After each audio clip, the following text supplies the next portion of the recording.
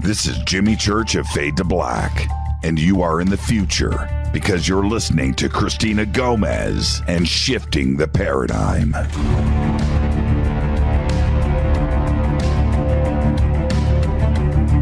Howdy, folks. This is Lou Elizondo, and you are listening to my very good friend Cristina Gomez on Shifting the Paradigm.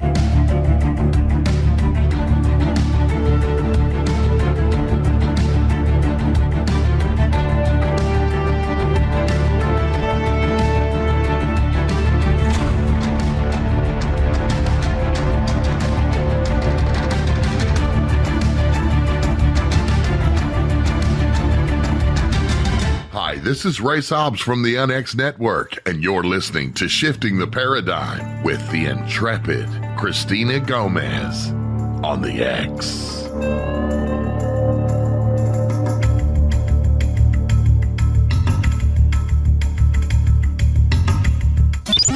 You're listening to the UnX Network, KUNX-DB, Kansas City, Missouri. Welcome to Shifting the Paradigm. I'm Cristina Gomez on the Paradigm Shift channel and on the X, the new mainstream KUNX digital broadcasting talk radio. Are you ready for this? Because we're about to embark on an hour and a half of UFO shenanigans and paranormal adventures. Right here is where we look and think outside the proverbial box. We jump down those rabbit holes where you get a red Tic Tac instead of a red pill. First off, make sure you subscribe and share these shows on social media to those who you think are having their minds and eyes open to the reality of the UFO mystery. All of these shows are great primers, and in the push for more clarity, transparency, and disclosure, the more voices demanding answers, the better. For those listening on KUNX Talk Radio and affiliates, I have two other shows each week that only air on my YouTube channel. Mysteries with a History is live on Thursdays with my co-host Jimmy Church of Fade to Black Radio, and each week we cover a different topic in depth. On Fridays at 3 p.m. PST, the live show Strange Paradigms is where I cover all the strange weekly news and mysterious headlines from around the world. So definitely check out my website at strangeparadigms.com for all show archives, more information, and direct video links to my channel. Oh, and make sure to hit the notification bell on YouTube. Let's talk about some news. Mars is on a lot of people's minds and has been for centuries. We want to colonize Mars, but there are a lot of things that need to be considered. When oxygen has been taken care of, the next is food. Well, the Iowa State University tested how alfalfa plants could grow in Martian soil. This crop would be capable of surviving in rough volcanic soil like that which covers Mars and could then be used as fertilizer to grow food like turnips, radishes, and lettuce. The low nutrient content of Martian soil and high salinity of water render them unfit for direct use for propagating food crops on Mars. Previous research has indicated that plants are going to have a real struggle growing on the Martian surface without extra nutrients being added to the soil. The simulated soil was also missing some of the toxic salts, which would need to be somehow washed out of the Martian soil by the desalinated water. There is a catch, though. Fresh water will also be needed. Based on further experiments, the team thinks the briny water available on Mars could be treated with a type of marine bacteria and then filtered through volcanic rock in order to produce the fresh water needed for crop growth. For the first time, scientists reported an integrated use of a biofertilizer and a microbe for effective treatment of basaltic regolith soil and briny water simulants, respectively, for suitable resources that sustain plant growth. The experiments outlined in the study give scientists and astronauts some more promising options to explore. The approaches the researchers have described are simple to put into practice and efficient in operation. Growing alfalfa on Mars to use as a fertilizer would certainly cost less than transporting vast refrigerators of food across millions of kilometers to the red planet. And it's not the only source of nutrients we might be able to produce away from Earth. Interesting, right? The colonization of Mars is in our future, and once we can manage these basics, nothing will be considered impossible. And we are aware that Elon Musk aspires to get people on Mars by 2025, so all we can do is wait. Now, let me talk about my guest. Today we have Dan Terry. He is a native of Missouri, a Coast Guard veteran, a veteran of 35 years of police work, and a retired chief of police. Dan has authored 7 books on ghosts, including Herman Shadows, Missouri Shadows, and more. Currently, he is helping with ghost tours of Mount Airy, working with the local museum, and host of the weekly podcast, Most Haunted, on KUNX Talk Radio. Welcome to Shifting the Paradigm, Dan. It is so great to have you on the show. How are you? I'm doing fine, Christina. Thanks for bringing me in. You've got quite a show and quite a following. I'm very impressed with what you've done. Oh my gosh, thank you so much. Well, for my younger viewers and listeners that may not know about you or your work, can you please tell us a little bit about yourself? Wow, that goes back some. I guess I got started, or I got really interested in this before you were born by like 20 years. Taking a guess here. There was a TV show on when I was a kid. It was called Kolchak the Night Stalker with Darren McGavin. And he was a reporter who kept falling into the supernatural. It was actually the beginning of the X-Files. The guy, Chris Carter, who created the X-Files, kind of based it on the old Night Stalker series. That got me really interested, not so much in just being scared, but the way he investigated and the way he researched. And he would go to the libraries. He went to a lecture when he was dealing with witches, or he went to the expert in creatures when he was dealing with a cryptid. So that's what really got me interested in how he dug down below. Scooby-Doo, what did they do? They headed straight in and dealt with what they saw. He researched the background. There was one with a headless motorcycle rider who was killing people, and he went back and researched France during the days when they were beheading people. That's what made me think this is the way to do it. So when I got my driver's license, which would have been about 1979, I started ghost hunting, and I started it that way, doing the research, figuring things out. In fact, my very first investigation was a glowing tombstone outside of Sullivan, Missouri. And I got there and it was glowing, but it took me a little while. I figured out that the reason it was glowing is about 2/3 of a mile away, there was a curve in the road. And every time a car was coming around that curve, it lit up that stone just because it was situated a little different. So I kind of debunked my very first case. So that got me really going. I joined the Coast Guard after high school, and I found out really quick that you just don't talk about ghosts when you're in the military, at least back in the 1980s. If you mentioned you went into rooms and tried talking to invisible people, you did not get promoted and was lucky if you didn't get sent to a hospital. So I had to give it up for a while, though I kept researching. I was right here in North Carolina at the time. I was stationed near here. And after that, I was a police officer.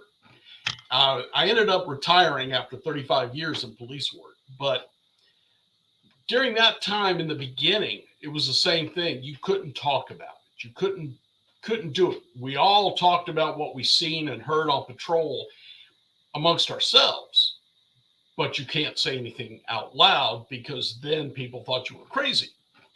Until Ghost Hunters came on television. Ghost Hunters changed everything. And suddenly it's mainstream. Suddenly it's okay to believe in ghosts. And that's when I really picked up the ghost hunting thing again. And I've been doing it ever since. I was really fortunate last year. A friend of mine who runs ghost tours down in Kansas, Ghost Tours of Kansas, actually, called me up and invited me to the world's largest ghost hunt, which I'm sure you're aware is a ghost.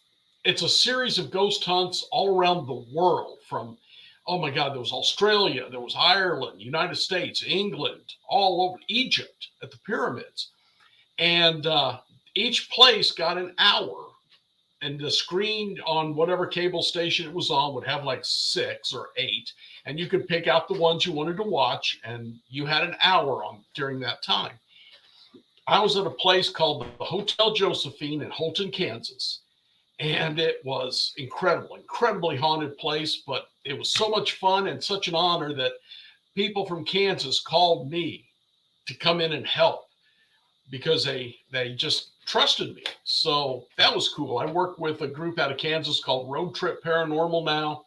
I used to work with the Kansas Paranormal Research Society and Brenda Mason, my friend. I've worked with a group out of St. Louis, the St. Louis Paranormal Research Society. They've got me into some incredible places like the Fox Theater and all. I've been in some really, really cool places since doing this. Haunted jails. Wow. Haunted prisons, haunted hospitals, and then regular people's homes. It has been one hell of a ride, and it all started with Darren McGavin as Kolchak the Night Stalker. So in 79, how old were you? 16. I just got my driver's license. And did you have any friends with you that kind of helped you with these investigations, or were you a one-man band? No, I had friends, usually different ones. I had friends that didn't really believe in it, but looked forward to getting out. I had friends who thought I was crazy for doing it, but what the heck, we're going to a cemetery. What's the worst that can happen? Again, back then it was just nice to get out of the house. And it wasn't quite like today. We were not connected by the internet. We didn't have an internet at that point.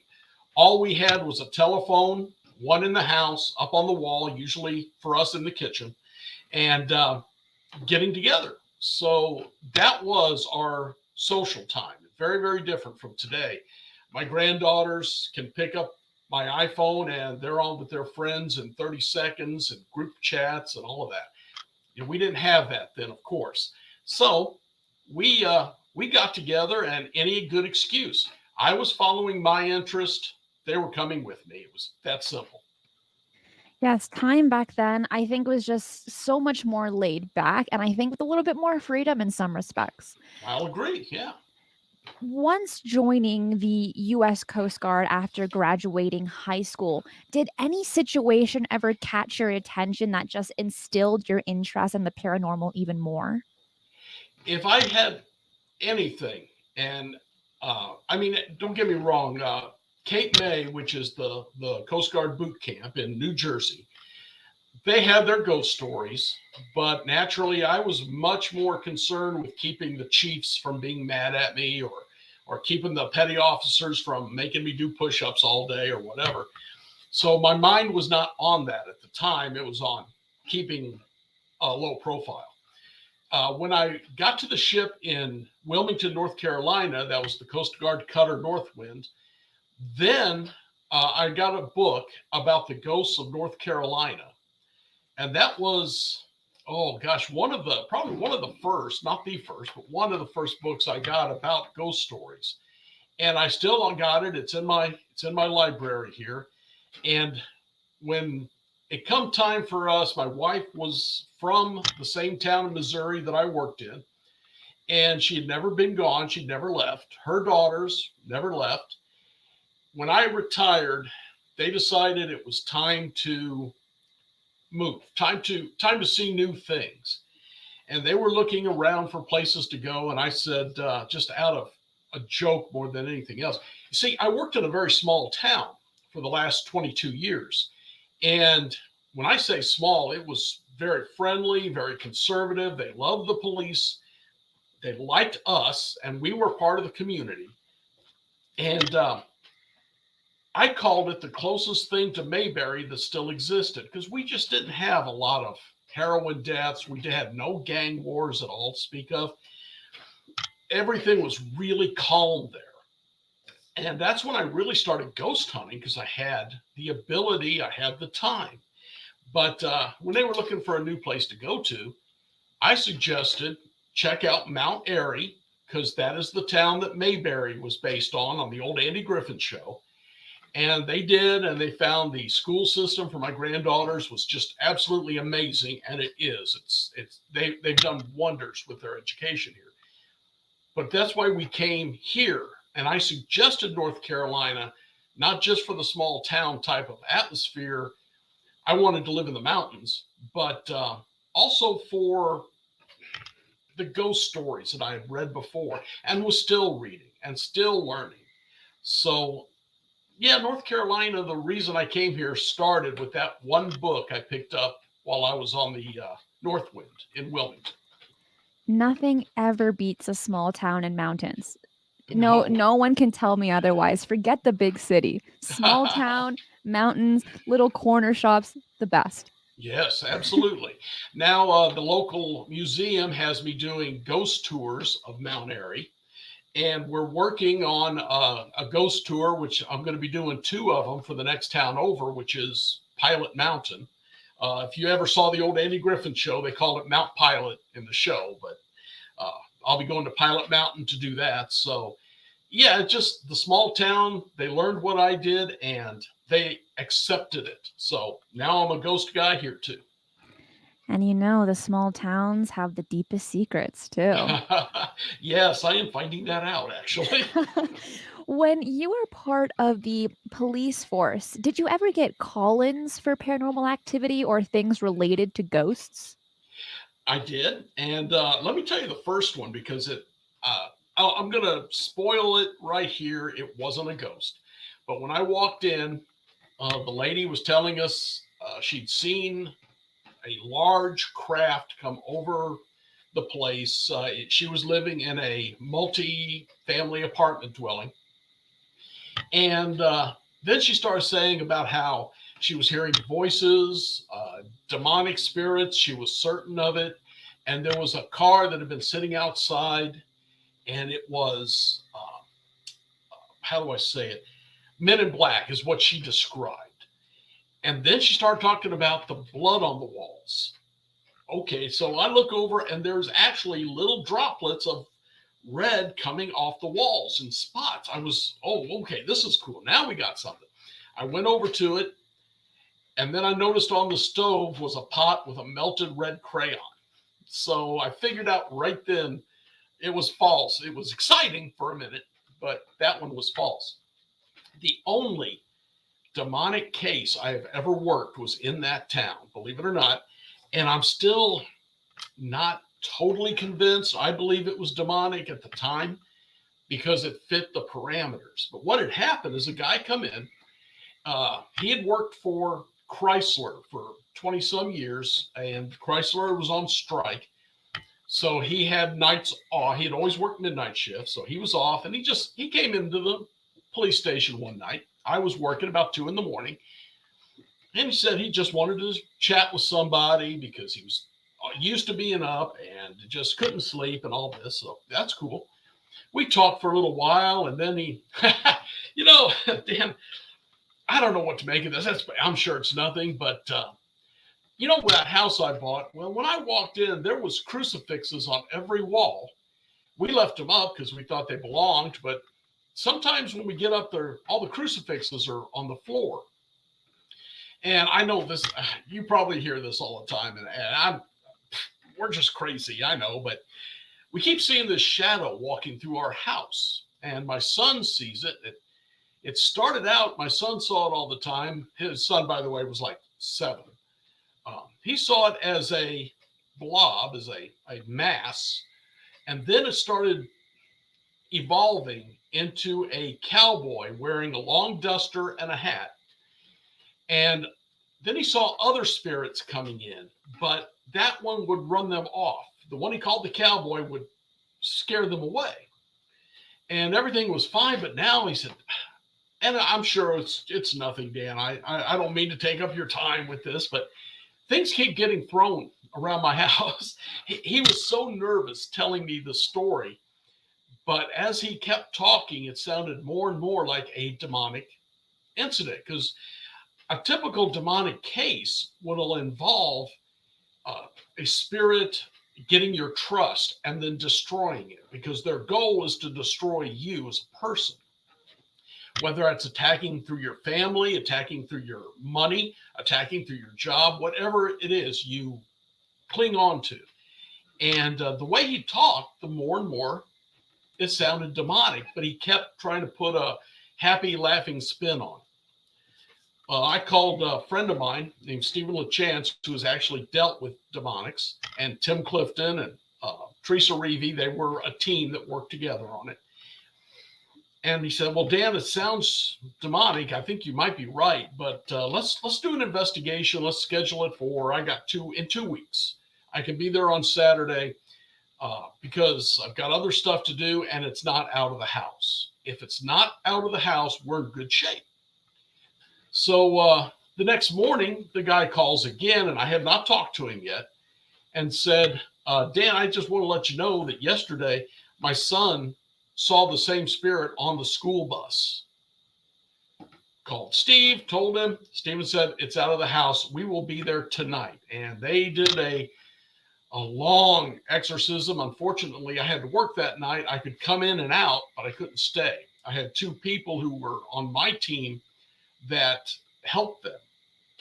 And the stories I was told by all of them and the folks that lived there was it had to have been demonic. It just struck me as being too easy to get rid of.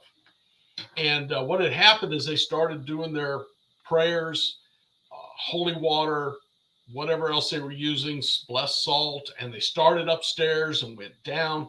They missed a spot. It got around them. They had to go upstairs, fight it all over again. It was, I bet it was about a 6-hour ordeal for them. Now, again, the actual case, the movie and book The Exorcist was based on, that took like 6 months.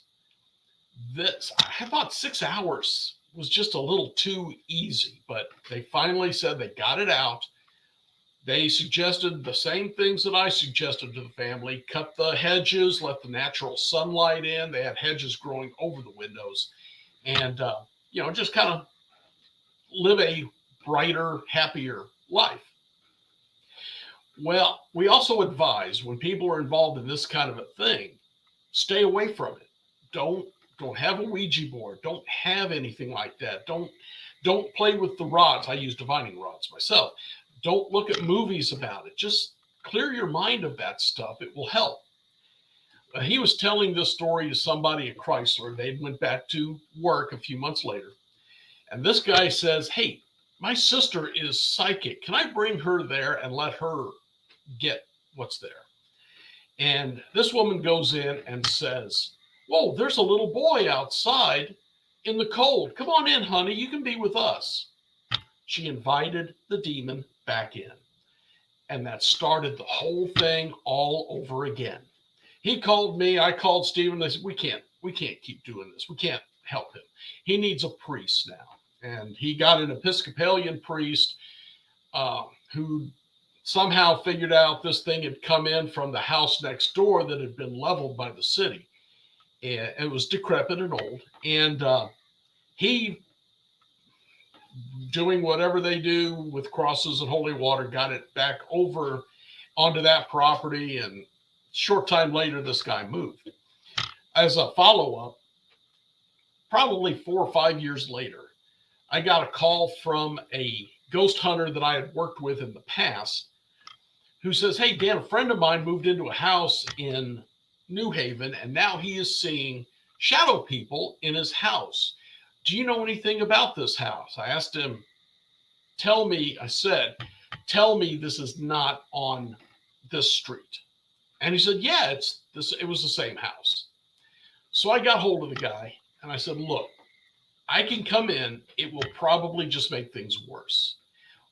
This thing is weak, whatever it is. Ignore it. He said he could come in after a night at work and see this shadow walking around through the windows, or coming back from the store, they could see it.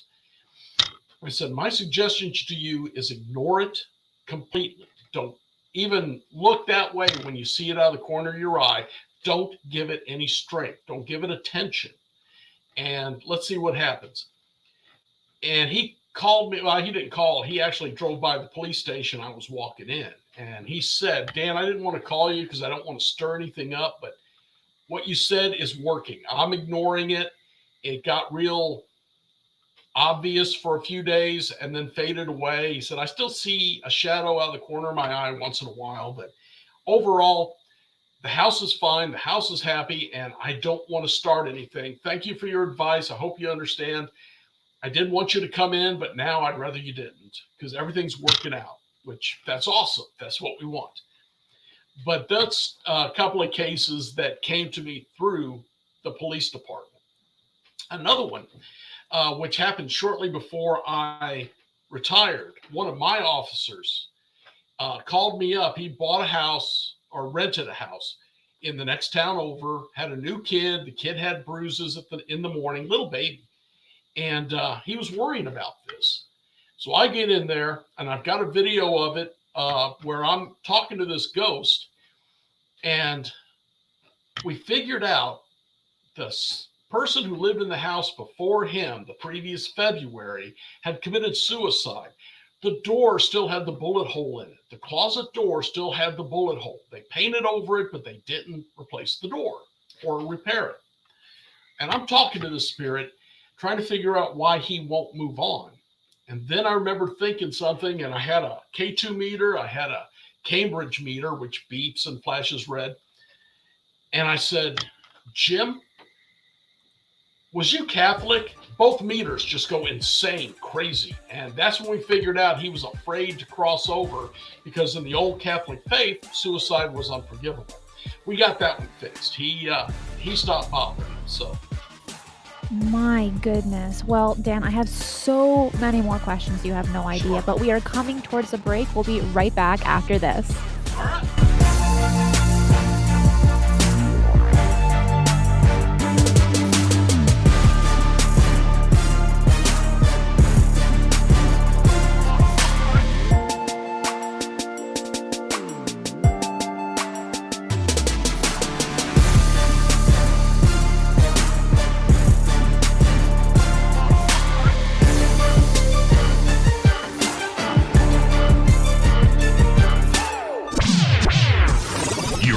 Million gigawatt paranormal powerhouse, KUNX-DB, The X. This is Micah Hanks of the Micah Hanks program right here on KUNX. And right now, you're having your paradigm shifted by the one and only Cristina Gomez.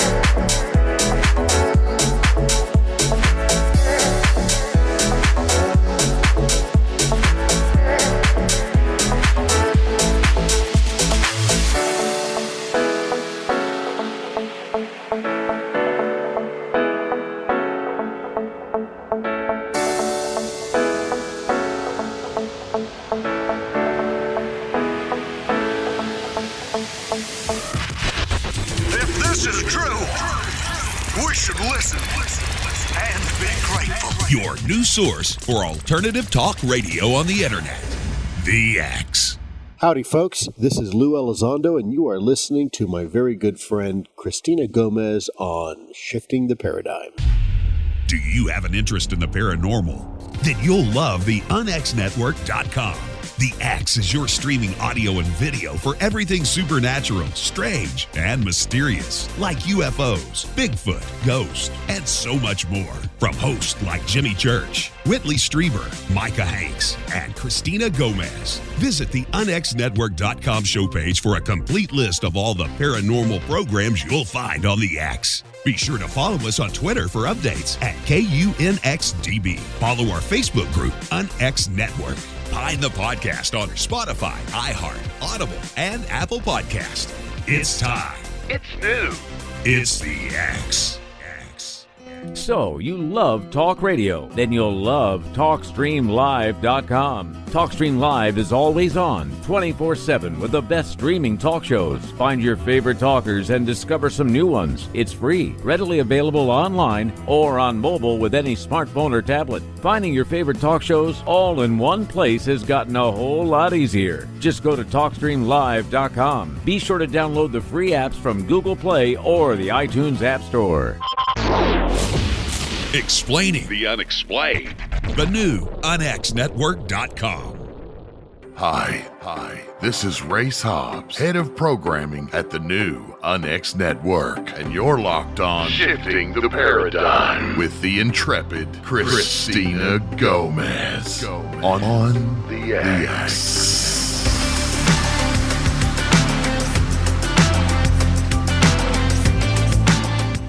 This is Jimmy Church of Fade to Black, and you are in the future because you're listening to Cristina Gomez and Shifting the Paradigm.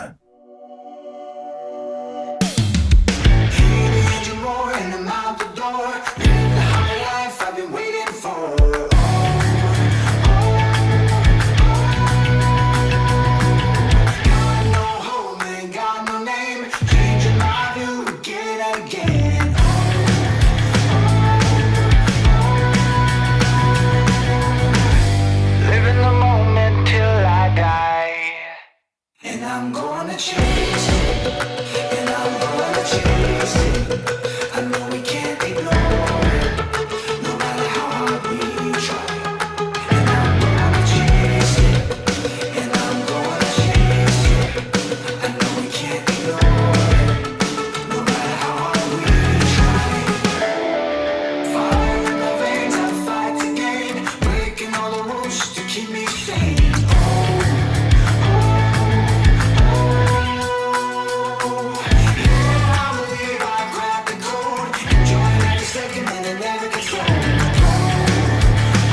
Welcome back. With me today is Dan Terry, retired police officer and paranormal investigator. How has your police background helped you investigate ghosts, maybe compared to someone that is not part of law enforcement?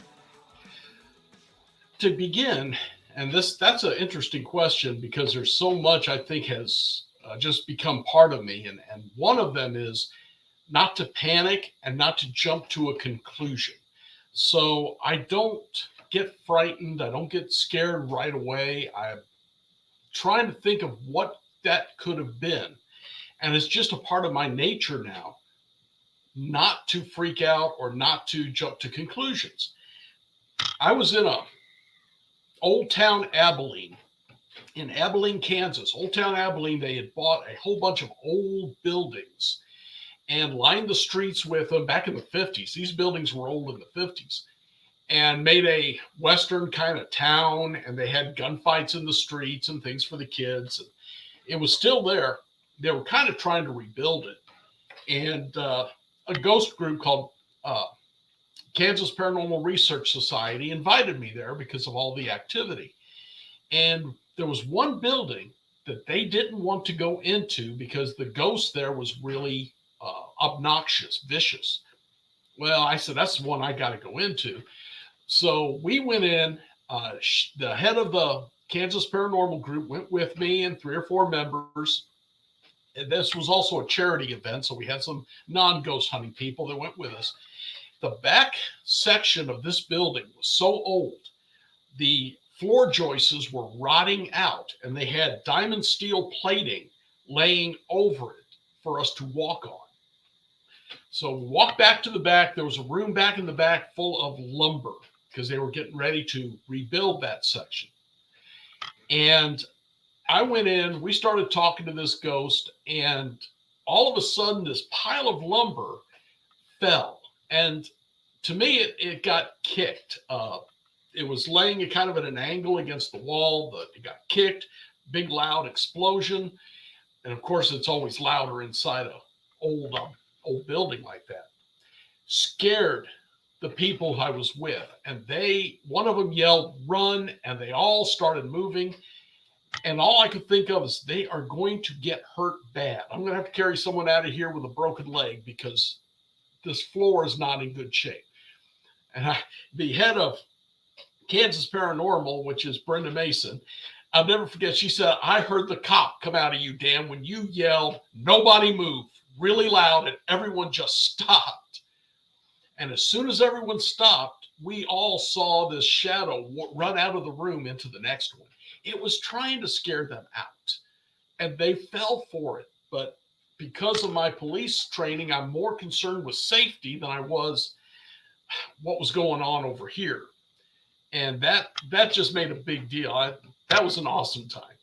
And I ended up going and contacting that spirit in the next room. He was a retired Marine who passed away in this house back in the 50s and didn't want people in his house. So it was pretty simple. That was one case in which being a cop helped. Recently, 2018, right after I retired from the chief's job, I took a trip out to Tombstone, Arizona, and I was at Tart and Warbells or something like that. I can't remember the name. It was a funeral parlor back in the days of Wyatt Earp and all of that. And it was very haunted. So I was in with there, and the lady, she was a psychic who was with me. I was interviewing her for an earlier podcast I was doing. And she kept looking at me, and I kept looking around me. And after the show, she actually said, "Why do you keep looking around?" I said, "I was seeing movement." And she said, "That's the cop in you right there, because you're right. There's shadow people all around us. And you was seeing them move and looking that direction." And yeah, that's another part of police work. All cops are a little paranoid. You know, somebody's going to try and hurt us. We're looking for weapons. We're always looking for someone behind us. And it was just that training over the years that allows me to see things most people won't even notice, just because it's a potential threat if it's a human. If it's a ghost, I'm not worried about it. But I see the movement and I look. And that's a couple things. Of course, writing a good report turned into writing my books. I've got, I think, 7 of them out now. And just being a cop is a part of me, which comes into investigations, which comes into police, talking to people, talking to the victims of these hauntings or the people who are unwilling participants in the hauntings, getting them at ease and getting them to tell me what's really going on. It's all part of the training I've had for the last 35 years. Well, it definitely seems like you have heightened senses. And something that you mentioned, I think, is really interesting, is that you're looking more as people as a threat instead of ghosts. And that really resonates with me with one of my favorite quotes from someone that I deeply respect. And that is, "You shouldn't fear the dead. You should fear the living." Absolutely. Those are the ones that can hurt you. People ask me often, have I ever been frightened? Have I ever been scared? And in December 29th of 2006, I was in a case where a guy opened up a window of his house, stuck an AK-47 out, and fired, 20-some rounds, hit the deputy standing right next to me. And I ended up having to run for cover, shoot back at him, and we got the deputy to the hospital. Thank God he survived. But I am not afraid of ghosts. It's the people with high capacity assault weapons who want to kill me. And I'm not a anti-gun guy at all. But yeah, more people are much more likely to hurt me than a ghost is. A little bit earlier, you mentioned that you've investigated several jails and prisons. So, do you think that the greater majority of ghosts are evil or have evil intent because they were that way in life? I have only come across one, and that was the story I told a little while ago with the little boy, that I would consider evil. I have run across some mean ghosts, but not evil. And in the jails I've done, and here's something that a lot of people don't really realize. Police work is not like Tom and Jerry, where we're always fighting each other. Uh, we actually get along. It's a job. If a cop is good and good at his job and isn't abusing people, the so-called bad guys actually like us, and we talk, we get along well. It's like a game. Sometimes they win, sometimes we win.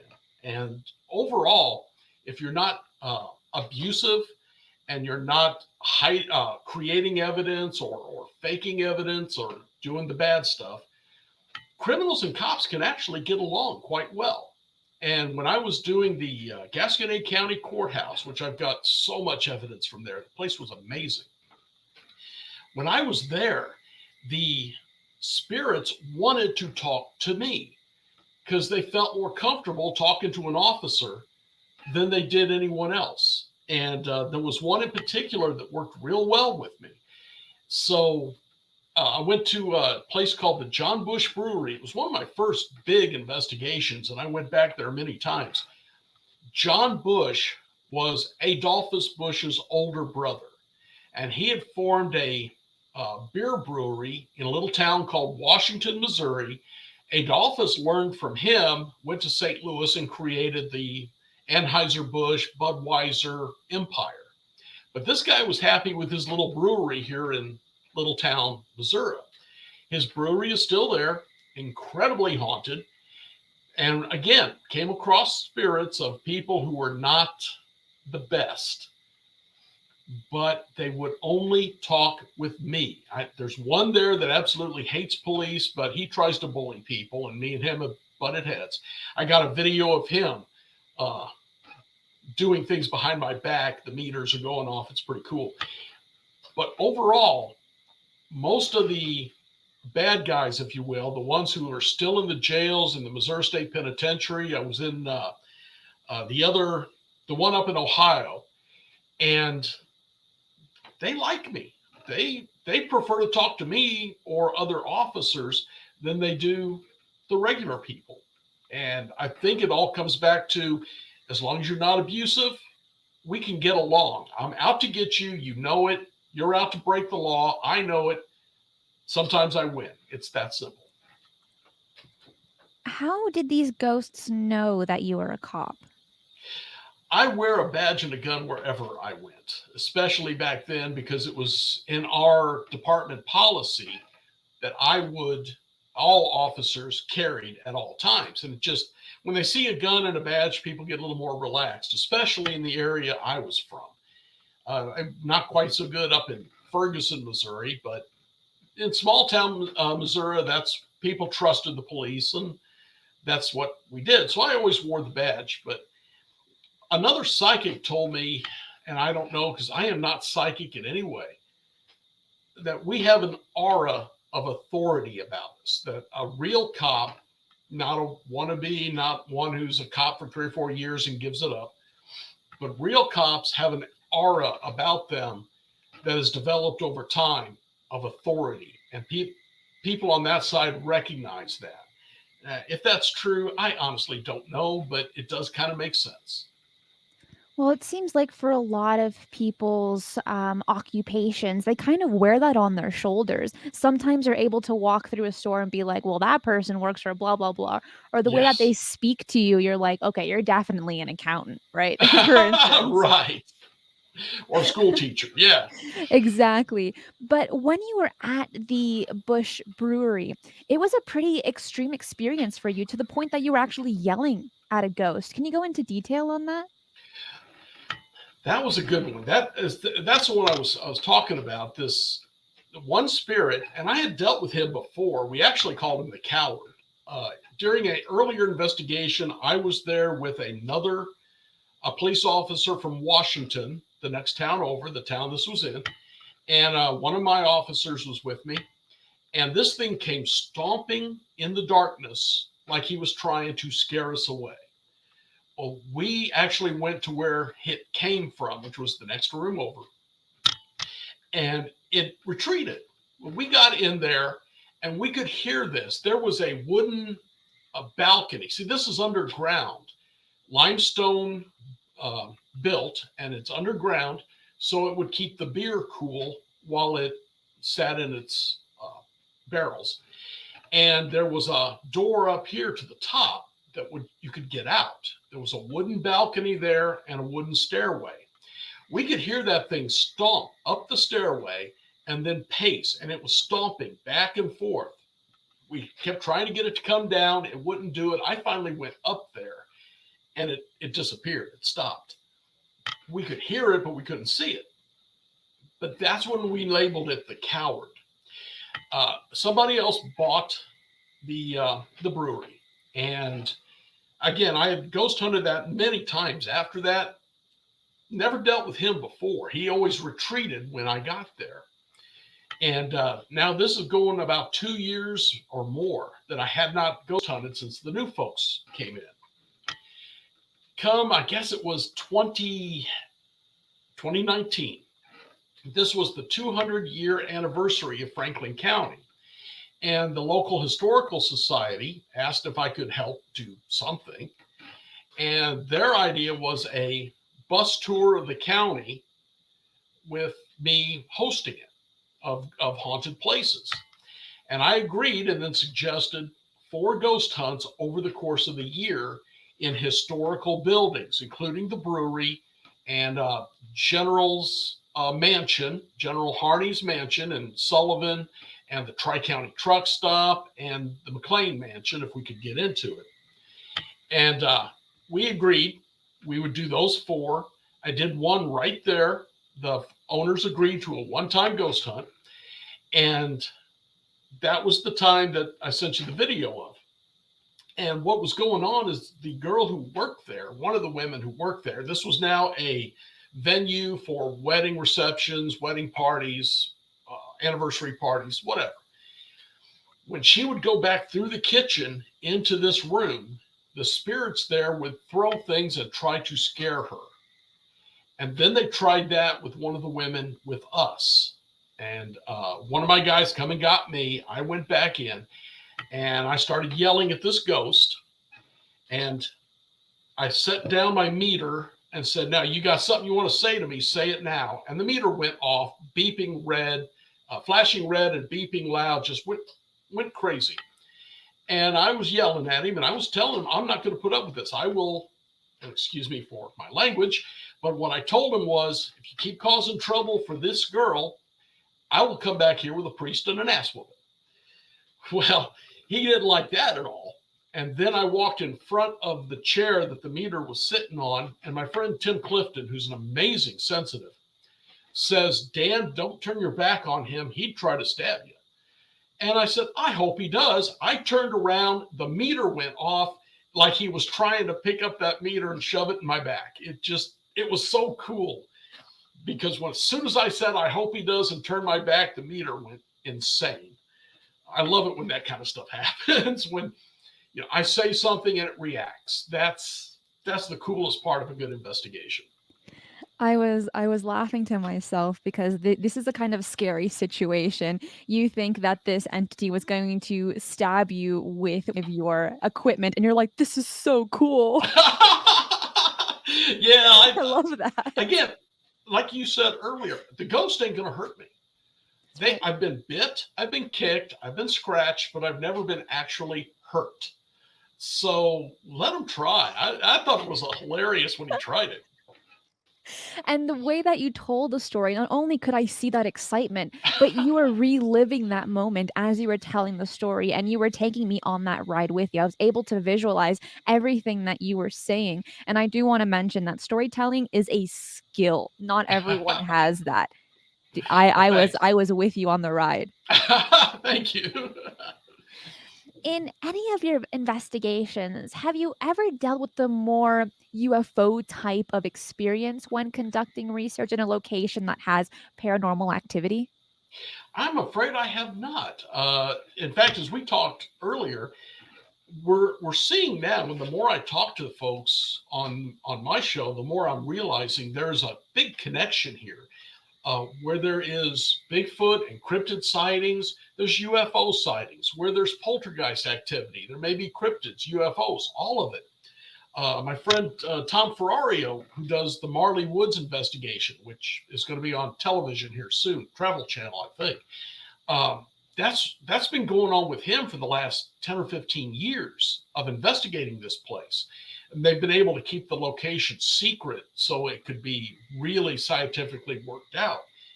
But it's incredible how many times I've talked to people that when there's ghosts, there's UFOs. Whitley Strieber is another one. When there is UFOs, when his UFO cases were coming up, he was also seeing ghosts of past loved ones coming around. So I guess Charles Fort, way back in the beginning of the 20th century, he's the one who first predicted or said that all of these are related. Men in Black near ghost heavily reported activities, places where there's a lot of ghost reports. Why are Men in Black there?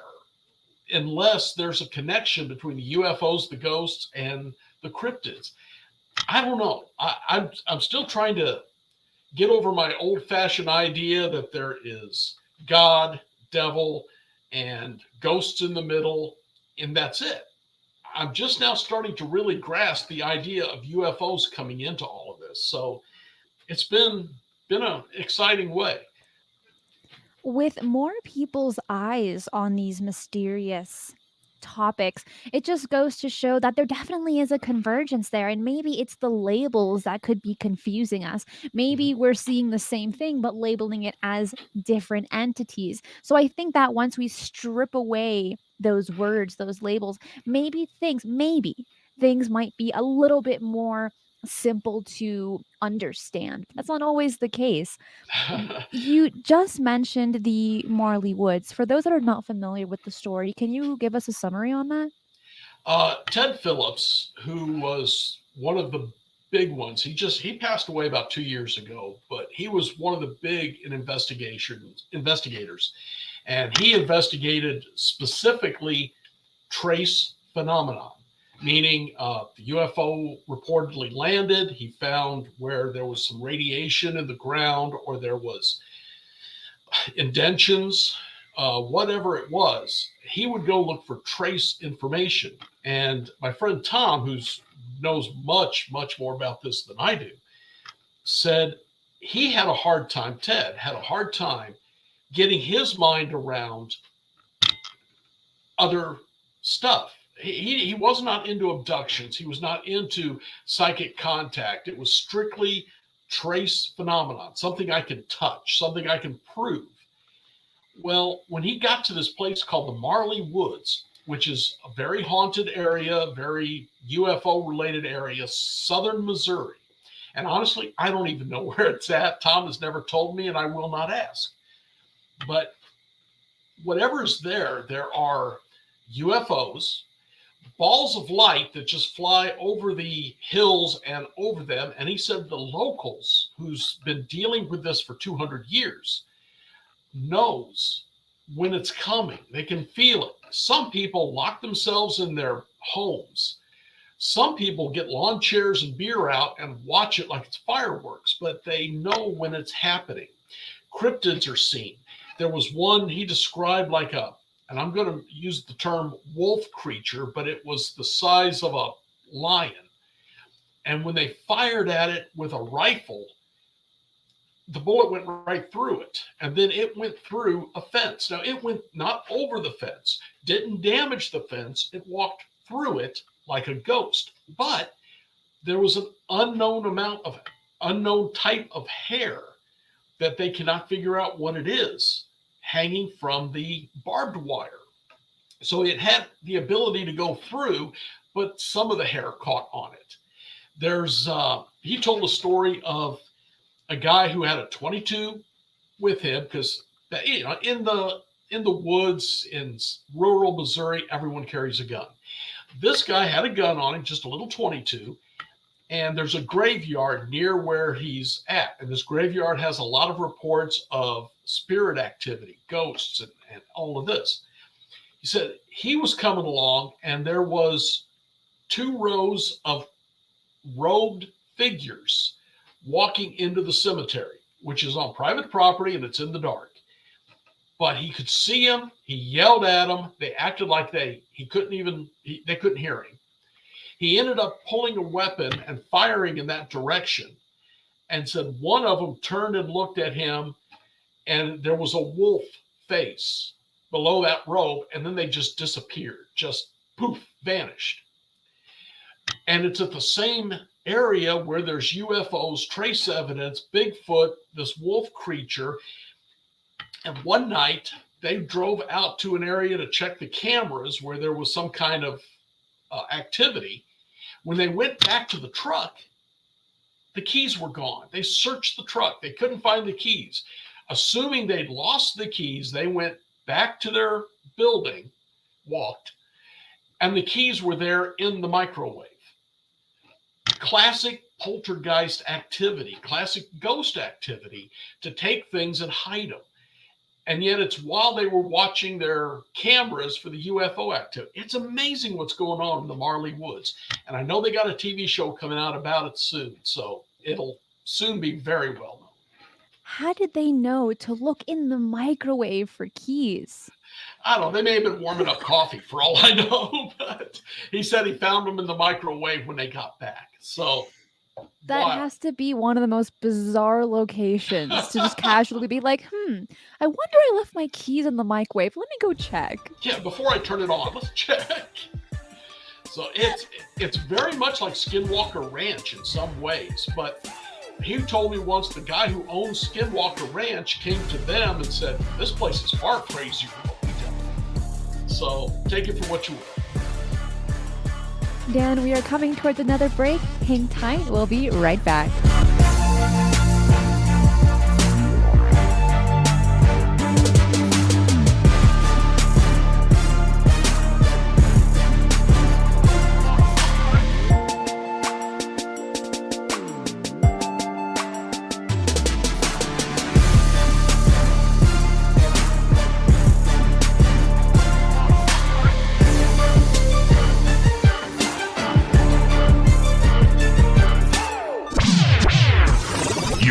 Million gigawatt paranormal powerhouse, KUNX-DB, The X. This is Jimmy Church of Fade to Black, and you are in the future because you're listening to Cristina Gomez and Shifting the Paradigm.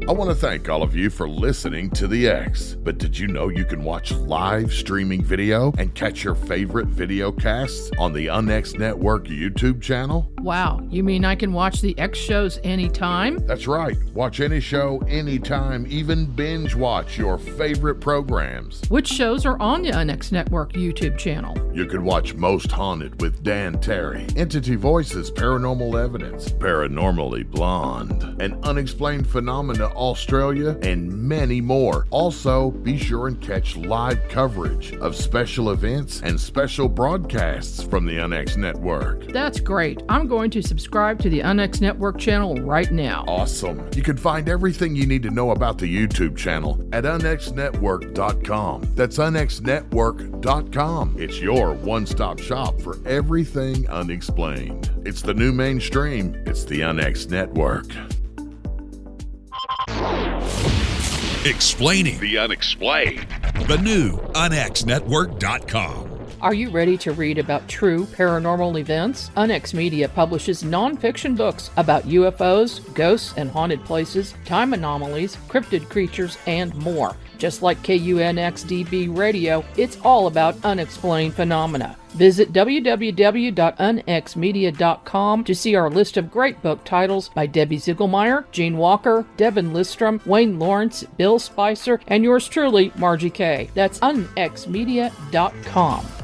Gold loves chaos, uncertainty, and disarray. History shows us what gold does when people aren't sure about the government, the stock market, their jobs, or their retirement savings. Our national debt is skyrocketing. Gold and other precious metals are a defense measure against inflation and a stock market that might take years to recover. So what can you do right now to protect yourself? Call United Gold Group. We offer gold and other precious metals delivered securely within 72 hours. Are you worried about the stock market? We can also help you set up a real gold or silver IRA or a 401k. Safe and secure. United Gold Group makes gold ownership affordable. Call now and get up to $2,500 in free gold or silver with a qualified IRA. Call 800-753-8534. That's 800-753-8534 or visit UnitedGoldGroup.com.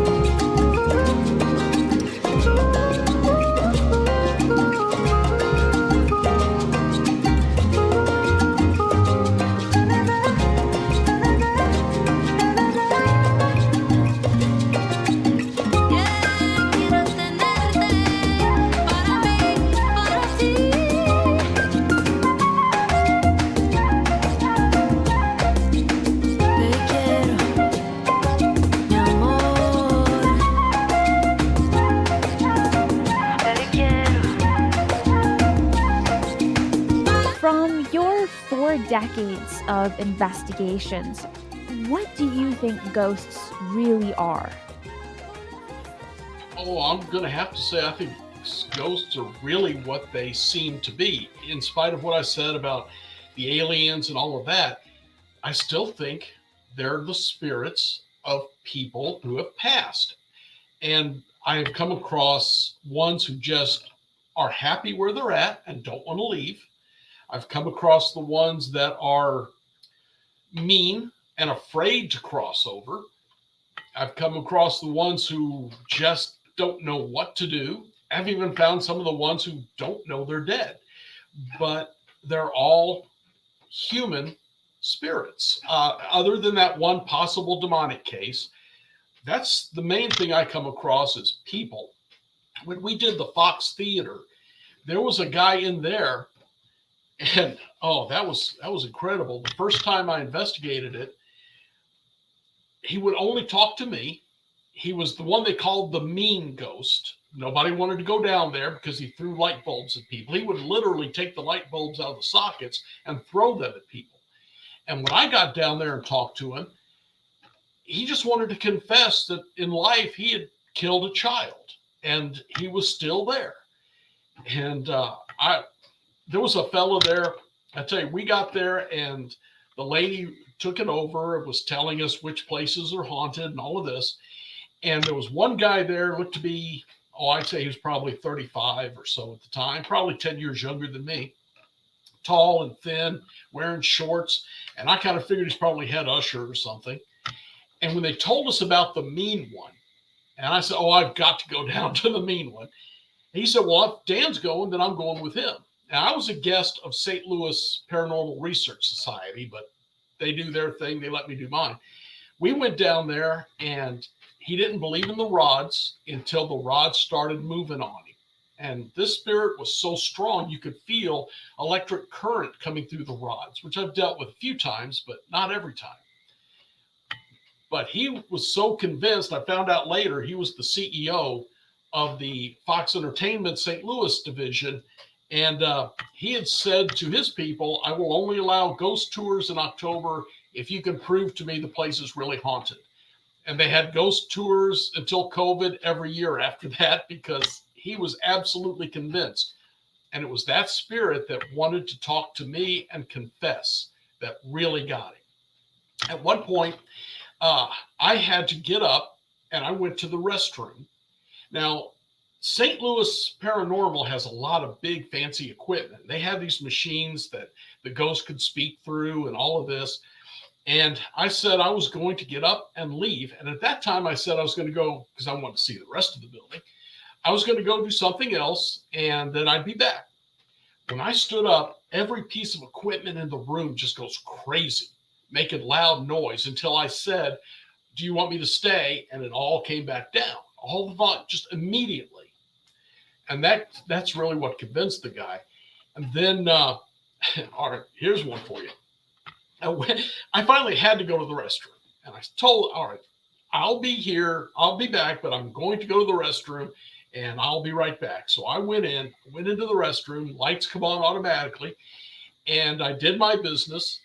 And there's a stall next to me that I can hear water going into the commode, a stream. And I thought, my God, was there somebody else in here when I came in? So I knocked on the door and opened it up. There was nothing in there. I go back because I have never heard a ghost pee before. I heard it at that time. And I had left the video running, and they asked the ghost, did you go with Dan? And the word, yep, came back through the machines. So we got that on video, and then I came back, and yeah, it was wild. I went back to the Fox Theater several years because the investigations there were so amazing. And I always spent time in that room because that room was the one where the ghost wanted to talk to the cop. Well, not only did he want to talk to you, he wanted to join you in the restroom as well. Apparently. Yeah, I was just, I got done. And I'm going, it's a little too personal. I'd never seen it before, or heard it before. I didn't see anything, but I could hear it. Wow. A little bit. Let's just back up a little bit. Sure. The entity that confessed to you that he had murdered a child, are you aware if he had crossed over after that confession, or does he still linger? He was there the last time I was there, which would have been 2019. Yes, October 2019. And I saw him, or I talked to him then by way of the rods and the K2 meter. That place is so cool because I could set the meter up and the rods would move and the meter would go off at the same time. And there was a young lady there named Morgan, real sweetheart, but she had never done it before. I gave her the rods. And again, she could talk to the ghost, especially one called Elizabeth. And when she asked a question that the answer was yes, the rods would cross, which is yes, and the meters would go off. And I'll bet I've got 45 minutes of video of that happening over and over again. If the answer was no, nothing. If the answer was yes, everything went off. The spirits of the Fox Theater are absolutely stunning in how much they want to talk and how much they want to get their message across.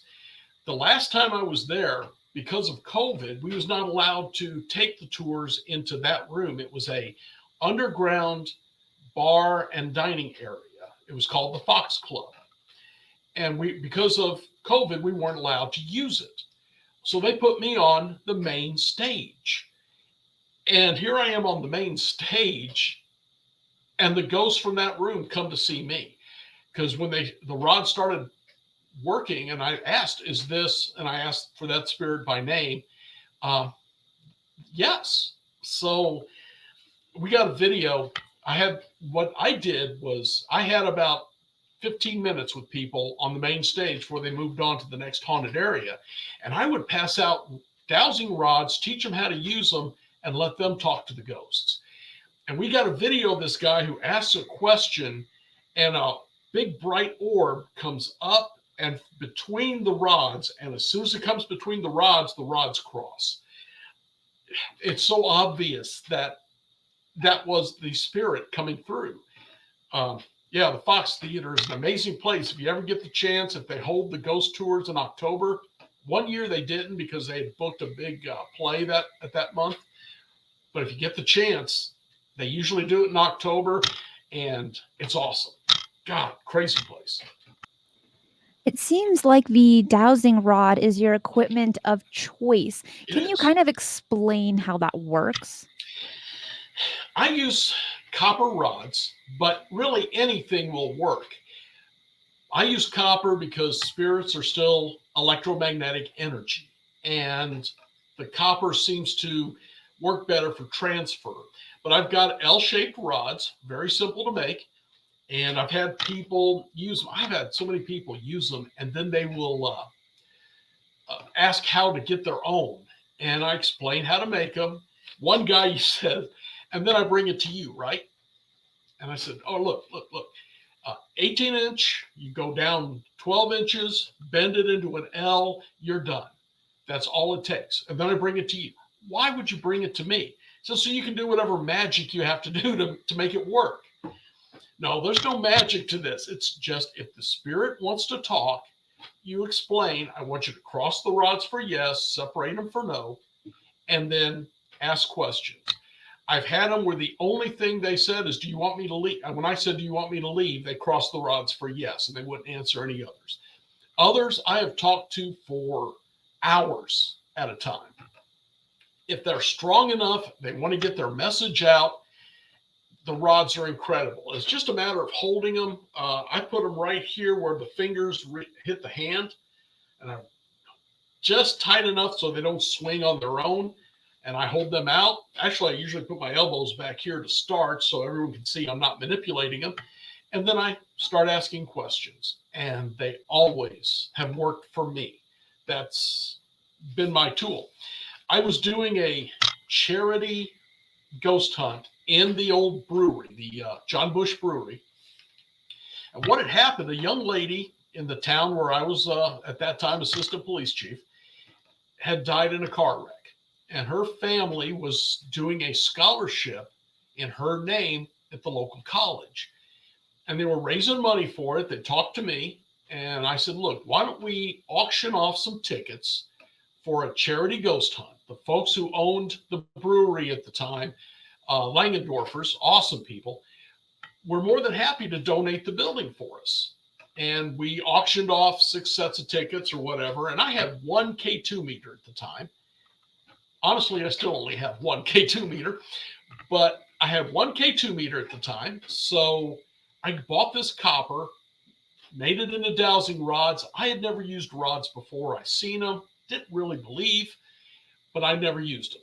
But it gave people something to do. So I made about 6 sets of them, passed them out to the people, and they were the most amazing thing I had ever seen. And a guy out of St. Louis, he was with a group called MS3, Missouri Spirit Seekers Society, MS3. And he did not believe in rods. He only believed in equipment. And yet, when the rods started going, I thought he was scared to death. He talked to the main spirit there for like 30 minutes. I had never gotten that kind of results from a K2 meter. It was incredible. So, yeah, after that, rods have been my main thing. I carried 2 sets in the truck. I always have rods with me, and they work amazingly well. Another piece of equipment that some people use are Ouija boards, and we can see that right behind you in your background as well. Are they worth investing in, or are they something that should be avoided? I mean, they were used in ancient times, so the fact that they're not completely demolished, I think, says something. But what are your thoughts on Ouija boards? this is what I tell folks when they ask things about Ouija. A Ouija board is very much like a handgun. In the right hands, they are an awesome tool. They work outstandingly well. They can do the job you need them to do. If you don't know what you're doing with them, it's an accident or a death waiting to happen. You've got to know how to open the door. You've got to know how to close the door. And I have a friend in St. Louis, Dr. Mark Farley, who's got a Ouija board museum, and I've interviewed him on my show before. And the man knows his stuff, and even he has made mistakes. At one point, people send him Ouija boards constantly because they think they're haunted, they're demonically possessed, whatever. And he'll come into work one day and there's a package from England once with a Ouija board in it. And they're just saying, please do what you got to do, but I can't have this in my house. Well, he got one in the mail and he opened it up to use it. And somewhere along the line, he made a mistake. I want to say that's the time that he took his hands off the planchette. The planchette is the key to the door. And if you remove it, it's like taking your hands off the door. Now anything can come in. And he ended up in the hospital the next day because of, it had all the signs of a stroke, but they couldn't find any damage or any reason for it. He said he still can't taste on one side of his mouth. His face was sagging on one side. He finally got out of the hospital, and he had called a friend because he had a Ouija board session set up for that night. And people pay him to come in and actually be participants in it. So he called one of his people to go in, forgot to tell him about that board because his mind was elsewhere, of course. He was in the hospital. And this woman come in and used that board and said they contacted a spirit who was in that board, who was attached to it. And she had been raped and beaten by her husband on multiple occasions. She hated men. This woman could use it without a problem. When he tried, he ended up with all the signs of a stroke. And this has been 2 years or so, and he still hasn't gotten completely over it, but the doctor still can't tell him what happened. His face is fine, except he says he can't taste on one side. So, take it for what you will. But even he has made mistakes. And if you make a mistake with a Ouija board, it's very difficult to put that genie back in the bottle. It can be done, but it's difficult. Again, but if you know what you're doing, which he uses Ouija boards 3 times a week or whatever, if you know how to handle them, they are a very good tool. Rods work for me. From the first time I picked up a set of rods, they worked for me. That's why I stick with it. I've never been able to get a pendulum to work. Other people can. I've never tried a Ouija board, but he uses them all the time. It all depends on, I don't know, your mind, your chemistry. I have no idea why, but for whatever reason, that's why I stick with rods. But no, I'm not afraid of Ouija boards, but I also know if it comes to it, how to use it. You said you need to know how to open and close the door when using a Ouija board. From your knowledge, how would you end a session? How would you make sure that all the doors were closed? The main way to do that is to be sure and say goodbye, but you also never take your fingers off. And something Mark told me, Dr. Farley told me recently, was when you say, can you knock on a wall for me? You are inviting that spirit in to knock on the wall. Now, if it's a human spirit, if it's a decent human spirit, that's not a problem. But if it's an evil male, an evil human, or even something else, you've just allowed it into your home, into your place. And now you got to try and put it back. He actually has the tools for some kind of Catholic ritual for the dead. He's told me what it was. I can't remember, but he's got a box on the wall with all this stuff in it for that. He said that's what he uses to get them back in. And sometimes It's a fight. It's a struggle. So again, for him, I even own a shirt. Actually, several. My business card used to be a Ouija board with the name of my old show and my name and all that on it. But it would look like a Ouija board. And he jumped me because I didn't put the word goodbye on it. Because he said, you've got to have goodbye. And he really pushes that. So that's what I'm going to say. To open the doors when you're talking to them. If you take your fingers off the planchette, you're allowing them in. If you invite them in, you're allowing them in, according to him. And then the way to seal it is before you get up and walk away, get on the goodbye. And the same as when I'm ghost hunting, and I suggest to people, when you walk out to your car, you say, you are not welcome at my home. You cannot come with me. You stay here. You cannot be with me. We still have more power than they do. So you're the homeowner. When I go on a ghost hunt, the homeowner has to be the one, whether it's a man or a woman, has to be the one to say, get out of my house. I can't do it for you. You have to do it. You have to take command of the situation. And it's the same thing with the Ouija board. You have to say goodbye and then take the planchette off the board and the door is sealed. Have you suffered any kind of residual health side effects when working alongside the paranormal? I have not, but I've dealt with plenty of people who have. Dr. Farley is just the most recent example. My friend Tim Clifton has severe health problems. My friend Stephen LaChance, who dealt with demons for years, has severe health problems. Now, is that a result of the spirits, or is it just bad health? I don't know. Because also, for the most part, my graduating class of 50 or 60 people, we've lost like 10 or 15 of them. And it's all kinds of physical ailments that had nothing to do with ghost hunting. Maybe Tim and Steve, and maybe even Dr. Farley had actually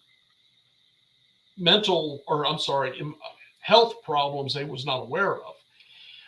I don't know. But I have not had any issues. My wife, who ghost hunted with me for years, has no health problems like that. I have high blood pressure, but then so did my dad and my mom and my whole family. So my brother has it. It has nothing to do with the ghosts. It has to do with my rough living. So no, I don't have any issues, but I know people who do and who believe it came directly from the ghost hunting. I've also heard some stories with some people just having this residual health side effects when dealing with the paranormal. And there's one story I would like to share with you of when I had Jim Harold on, he had stated that someone had told him a story of when these family had a Ouija board, it crawled like an inchworm and they tried to burn it and it wouldn't burn. Wow. I was so it's scary. That's weird. I was told a story about a place. It's right outside of Joplin, Missouri. I ghost hunted it several times. It was called Prosperity School. It's a private residence now, but at the time, it was a bed and breakfast. Very haunted, but it was mostly happy spirits of children and a school teacher. We had a great time there, never had any issues. But the guy the local psychic ghost hunter who was running the tours for the folks who owned it at the time, swears to me they were using a Ouija board in there one night and they saw something black come out of the board and go into the owner's wife. And she was such a sweet lady. But within the next 6 months, or over the course of the next 6 months, she developed all kinds of illnesses and passed away. And they told me, which I have no proof of this, I can only tell you what I was told, the doctors couldn't say what she had or why. They could treat the symptoms, but they couldn't figure out what it was. And yet within 6 months, she passed. And eventually he sold the place and he moved. It's really tragic. I don't know if that's real, but if it is, it does give you a pause to think about what you do with a Ouija board. And also wondering if they properly closed it or if they took their hands off of it. Since I wasn't there, I have no idea what might have happened. I'm like you said, I mean, I think at the end of the day, it's all about intention. Is it a good tool? Is it a bad tool? It just depends on the person that's using it. We only have a few minutes left, so I have one more question for you. And moving from Missouri to North Carolina, I'm aware that you've been wanting to see a Bigfoot. Do you think there's a connection between the paranormal and cryptids? I'm going to have to say, yeah. For instance, down in the Marley Woods, there is these tall creatures walking upright. Looks like Bigfoot. Doesn't leave tracks, but they're seen by multiple people. And like I said, that's a heavy UFO related area where poltergeist activity and spirit activity is all seen. Imagine seeing these two rows of wolf-like creatures in robes walking into a cemetery. There's something else there. And I would have to say a 5 foot, 6 foot tall wolf walking on his hind legs would be considered a cryptid. There's so much from Charles Fort and on into John Keel and all these folks that follow Fort and his beliefs, who believe that the Mothman, which I've talked to folks from that area, and Bigfoot, the different lake monsters, and yet there's always UFO activity in the area. There's ghost activity. I'm wondering if somehow they're related, and maybe if the energy from the UFOs gives strength to the spirits and somehow attracts the cryptids. This is a question I'm going to have for a long time, but all we can do is look into it and try to make sense of it. That's really something worth considering. I never thought about that. Dan, thank you so much for being on Shifting the Paradigm. The time flew by. It did. Where can people find you online to stay up to date with your research and your efforts? Spookstalker.com is my website, and it's based on the Night Stalker, so it's spookstalker.com. And I am on Facebook under Spookstalker. I'm on Facebook under Dan Terry too, but that gets a little political. So if you're into just the ghost, the Spookstalker site on Facebook. I also pass along anybody that I know is a trustworthy group who's doing ghost hunts, ghost tours, public ghost events. I try to put that on there all over the Midwest mostly, but I'm getting over here now. So I try to help out the other groups and get the word out for them. So yeah, come on over and see what we got going. Thanks so much. Well, thank you. And thanks for inviting me again. This has been fun. And you're right. The time really went by fast. You're listening to the UNX Network, KUNX-DB, Kansas City, Missouri. It was such a pleasure to speak with former Chief of Police Dan Terry and to hear his passion about the paranormal when he spoke. His social media links are in the description box below. Check out my website at strangeparadigms.com to catch all of the show archives in podcast and video format, along with guest appearances and all of my social media links, such as Discord, TikTok, Instagram, Facebook, and more. Follow me on Twitter at eyes_on_the_skies to catch all of my updates and news. I want to wish you all a wonderful week. Please like this video or podcast on your platform of choice and share it with those who have the same interest. Subscribe if you haven't already, because there's a lot more great shows coming to you soon. Be safe, and remember, keep your eyes on the skies.